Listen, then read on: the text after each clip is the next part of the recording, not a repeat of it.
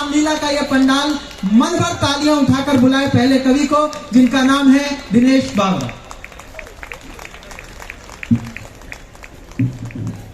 बहुत बहुत धन्यवाद चिराग। कोई है माई का लाल? नीचे करना है इसको। आगे आगे भैया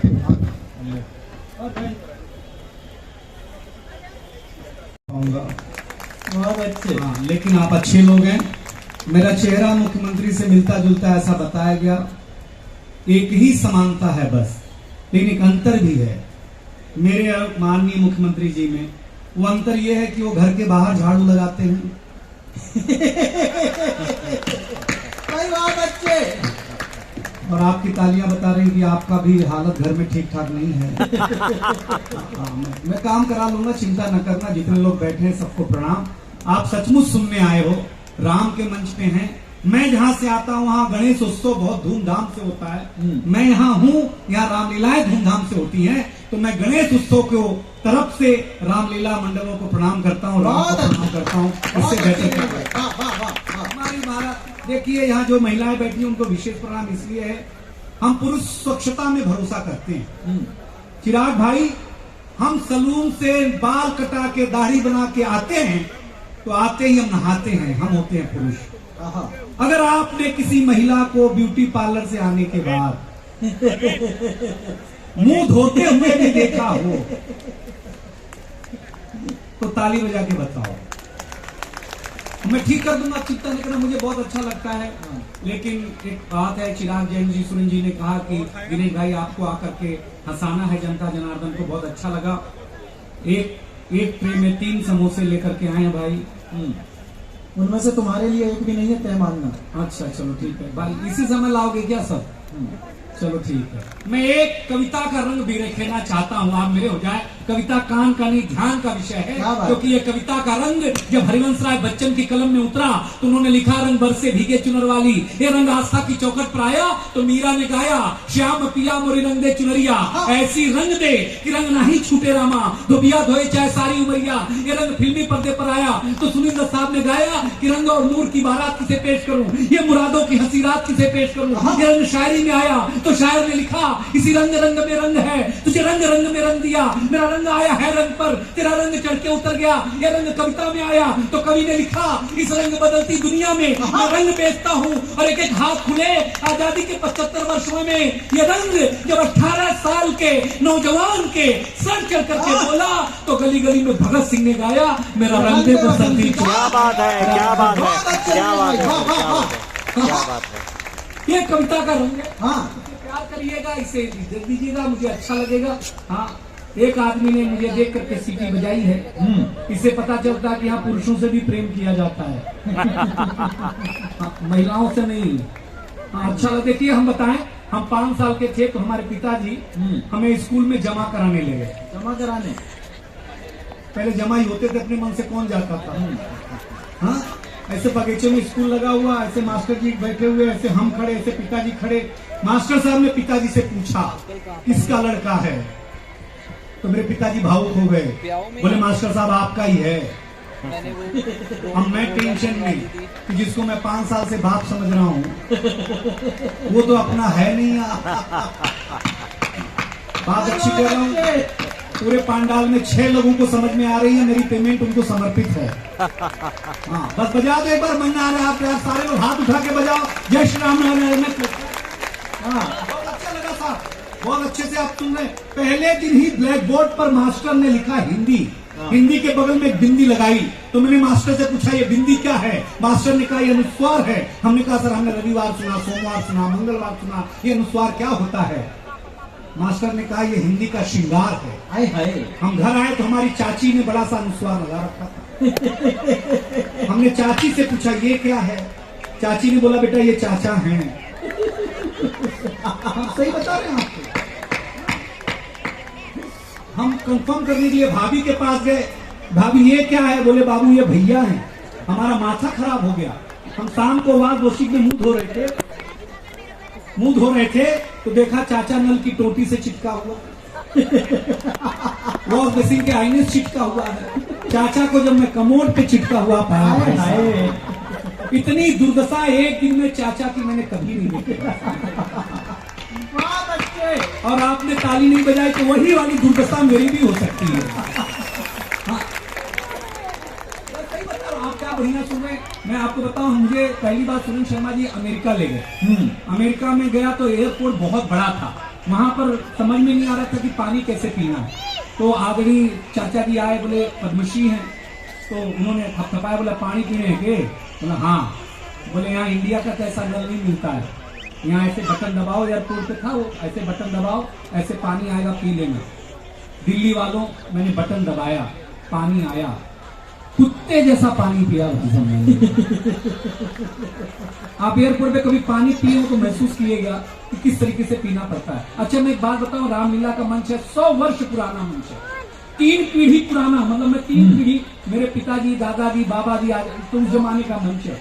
लेकिन एक खास आदत बताता हूँ, सत्यनारायण भगवान की कथा हम 10वीं बार भी सुन रहे हैं, तब भी जब तक पंडित ना कहे कि अध्याय समाप्त हुआ, तब तक हम अच्छा स्कूल नहीं छोड़ते, क्योंकि हम ठीक से सुन ही नहीं रहे होते हैं।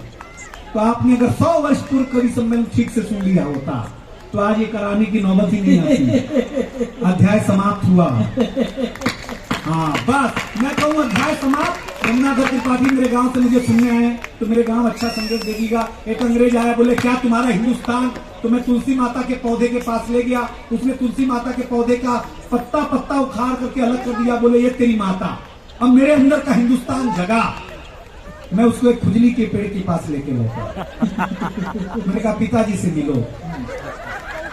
उसने पिताजी को उखाड़ा, पिताजी ने ऐसा कार्यक्रम दिखाया, अध्याय समाप्त हुआ।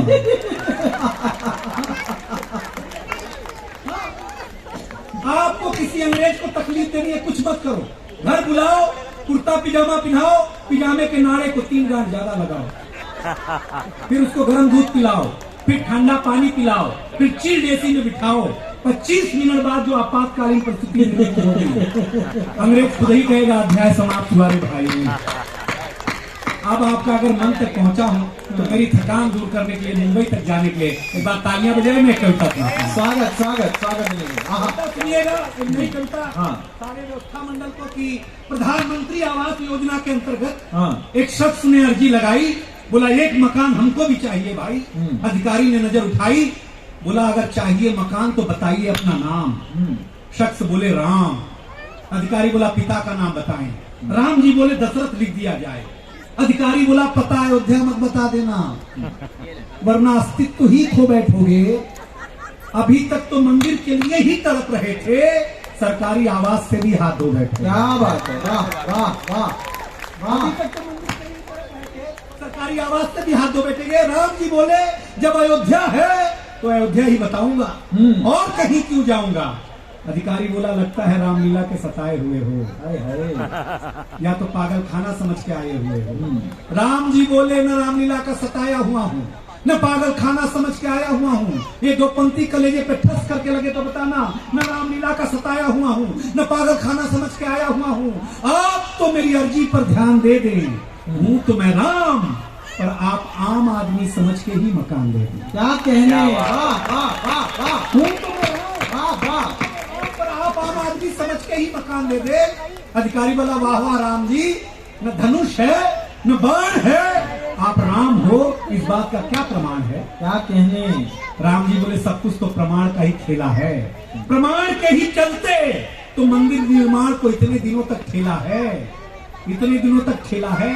अरे राजनीतिक कड़ाही में न जाने कितने वर्षों तक तला गया हूँ, त्रेता युग से ज्यादा तो कलयुग में चला गया। क्या कहने, आए हाय हाय हाय, वाह वाह वाह वाह वाह। त्रेता युग से ज्यादा तो कलयुग में चला गया हूँ। अगली 3 पंक्तियों पर ये पांडाल मुझे बता देगा कि मैंने आपके कलेजे पर क्या छापा है। राम जी बोले सुन अधिकारी, कान खोल करके सुन ले, आज के बाद तेरे कार्यालय में कभी नहीं आऊंगा, क्योंकि खुद को राम साबित ही नहीं कर पाऊंगा। लेकिन एक बात दोनों कान से सुन ले, जब तक इस धरा पर सरयू की धारा बहेगी, अयोध्या राम की थी, राम की है और राम की ही रहेगी। ये मैं या कविता? अयोध्या। लो ठीक बात है। अरे अच्छा लगा यार, एक भी आदमी ऐसा बोल देता है ना तो बहुत हिम्मत मिलती है मुझे। एक वही है जिन्हें तुम खुद लाए हो। जब दुनिया किसी की नहीं सुन रही तब एक आदमी मेरा सुन रहा, यही बड़ी बात है भाई। हाँ लेकिन बहुत अच्छा भाई, चिराग भाई ने पकड़ा।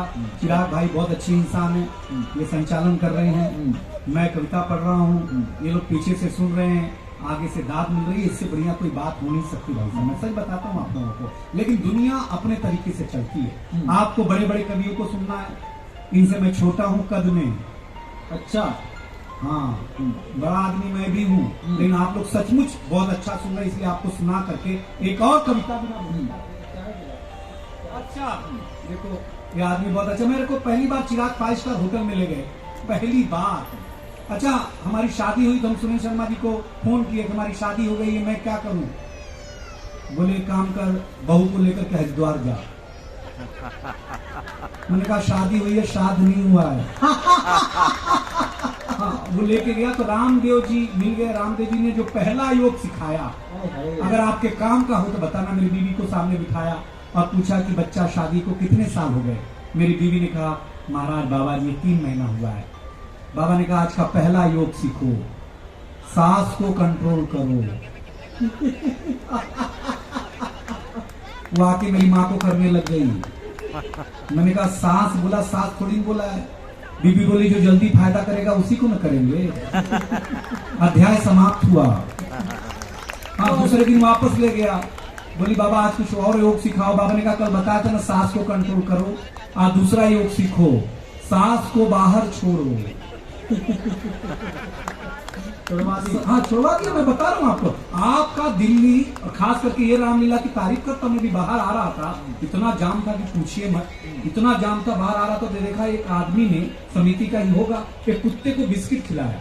तो कुत्ता कभी ऐसे पलटी मारे, कभी ऐसे कभी ऐसे कभी ऐसे। तो मैंने पूछा क्या खिलाया? बोला ये पतंजलि का था। खाते ही इसने योग शुरू कर दिया है। तो बाबा के ब्रांड में दम तो है यार, इसमें कोई बात नहीं। पहली बार मैं 5 स्टार होटल में लेके गया, पहली बार तो मैं पहुंचा, ये पहले बैठे हुए थे चिराग भाई, देश के बड़े संचालक हैं। तो आपने देखा होगा 5 स्टार होटल में एक राउंड टेबल पर सफेद कलर की नैपकिन लपेट के रखी थी, तो मैंने उसको मसाला डोसा समझा। मैंने कहा ये बिना ऑर्डर के कैसे आ गया? चिराग भाई ने डाटा यार तू मजाक करते रहता है हमेशा, ये मसाला डोसा नहीं है, ये पैजामे पे रखना होता है जिससे पैजामा गंदा ना हो। मैंने कहा मैं पहन के गंदा आया हूँ, इससे ज्यादा गंदा क्या करेगा? तो इन्होंने बोला भाई क्या पिएगा? मैंने कहा चाय मंगा ले। भाई 5 स्टार में चाय आई, दूध अलग, शक्कर अलग, वो लूडो वाली शक्कर, लूडो खेलते ना हम लोग, वो लूडो वाली शक्कर, वो आत्महत्या करने वाली डिप्की, ऐसे 4-5 बार डालो तो वो रंग छोड़ती है। तो चिराग भाई से पूछा क्या करना? बोले भाई ये 5 स्टार है, यहाँ खुद बना के पीना होता है। मैंने बना के पिया, टेस्ट मत पूछना। पतंजलि से भी खराब था। मैं जो है सच बता रहा हूँ, चाय सब लोग अच्छा तो नहीं बना सकते। उसके बाद चिराग भाई ने बोला और कुछ खाने का मन है क्या? मैंने कहा खाने का मन तो भजिया है, लेकिन ये 5 स्टार है, अभी ये तेल कढ़ाई बेसन प्याज ला के रख देगा। बोलेगा खुद ही निकालो और खुद ही खाओ। तो फिर ऐसा 5 स्टार भाड़ में गया। हमारी भारतीय सभ्यता ही अच्छी है, जहाँ शॉल भी मिलता है, जहाँ सम्मान भी मिलता है, जहाँ मुखवास भी मिलता है, जहाँ जनता भी मिलती है और जहाँ राम भी मिलते हैं, जहाँ आदर्श भी मिलता है। तब आपके बीच में कविता सुना। स्वागत। हाँ स्वागत। बात के लिए तरफ रही है सीता जी, सुना रहा हूँ। सूरज तेजी से ढल रहा है, ये मेरी नई कविता है। जरा ये राम का मंच मुझे आज साबित करके बताया कि कविता देश में पढ़ी जानी चाहिए। सूरज तेजी से, चिराग सुनना, चिराग हमारी पीढ़ी का सर्वश्रेष्ठ लेखक है, तब उसके सामने कविता सुना। स्वागत स्वागत। सूरज तेजी से ढल रहा है, जमाना रोज बदल रहा है। एक संत ने टीवी पे प्रवचन देते हुए ये कहा कि अगर आप मोह माया से दूर रहना चाहते हैं तो मुझे लाइक कीजिए, साथ में मेरा YouTube चैनल सब्सक्राइब कीजिए। क्या बात है। संत ने टीवी पे प्रवचन देते हुए कहा कि अगर हम माया से दूर रहना चाहते हैं तो मुझे लाइक कीजिए, साथ में मेरा यूट्यूब चैनल सब्सक्राइब कीजिए। आज नहीं तो कल होना चाहता है। साधु हो, संत हो, महात्मा हो, नेता हो, अभिनेता हो, हर कोई वायरल होना चाहता है। इस मोबाइल की दुनिया ने कमाल कर दिया है, हमारा बुरा हाल कर दिया है। पहले मेरा बच्चा, दिल्ली वालों, पहले मेरा बच्चा घर से बाहर जाता था तो मेरा जी घबराता था, घड़ी की नजर रहती थी, समय पे नहीं आता था तो मैं पड़ोस में पूछना चले जाता था। लेकिन अब लाचार हूँ, बेकार हूँ, क्योंकि खुद के ऊपर खुद का बस नहीं चल रहा है। मेरी आंखों के सामने मोबाइल मेरे बच्चे को निगल रहा है। क्या कहने, वाह वाह वाह, आहा आहा।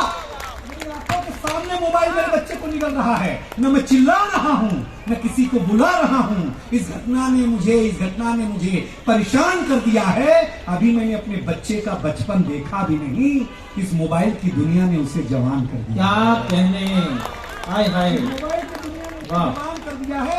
ये मोबाइल जिसका भी आविष्कार है उसका सम्मान है, लेकिन इसके भीतर के कुछ आविष्कारों ने, फेसबुक, इंस्टा, ट्विटर, इसके भीतर के कुछ आविष्कारों ने, जिसने मोबाइल जिसका भी आविष्कार है उसका सम्मान है, लेकिन इसके भीतर के कुछ आविष्कारों ने हमको कर दिया परेशान है। आप अब सुनकर के बताइएगा कि कविता ऐसी भी होती है। कर दिया परेशान है, कर दिया परेशान है। आप सुनिएगा, कर दिया परेशान है, क्योंकि इसने हमारा सुकून छीना है, हमारा संस्कार छीना है, एक साथ बैठ करके बतियाने वाला परिवार छीना है। हाय हाय, क्या कहने भाई, वाह, बढ़िया बात, वाह वाह वाह। इसने हमारा सुकून छीना, हमारा संस्कार छीना, एक साथ बैठ करके बतियाने वाला परिवार छीना है। इसने छीना है क्या? इसने छीना है नई किताब की सुगंध को, इसने छीन लिया है निमंत्रण पत्र पर लगी हल्दी की गंध को। हाय हाय, इसने छीन लिया है निमंत्रण पत्र पर लगी हल्दी की गंध को। आप कहेंगे कि ये सब नुक्ताचीनी है, भाई साहब कलेजे पर हाथ रख करके सोचिएगा, हिल जाएंगे। इसने आपके जीवन जीने का आधार अर्थात उत्सुकता छीनी है। क्या कहने, वाह वाह, उत्सुकता छीनी, बढ़िया उत्सुकता कविता है, छीनी है, वाह, वाह। उत्सुकता छीनी है। मैं अपनी कविता के, अगर आप इस दुनिया से थोड़ा दूर रहना चाहते हैं रहना, तो आपको इस दुनिया से थोड़ा दूर होगा जाना, वरना आप मखमली एहसास खो देंगे। जिस तरीके मखमली एहसास खो देंगे, आपको अब इतना सोचना है कि आपको कैसे रहना है, कैसे जीना है। लेकिन एक दिन बैठकर जरूर सोचिएगा, इस मोबाइल की दुनिया ने आपसे क्या क्या छीना है। अंत में राम के मंच से एक निवेदन कि अपने हौसले को बुलंद करना सीखिए। मोबाइल चलाना तो सीख लिया है, थोड़ी देर बंद करना सीखिए।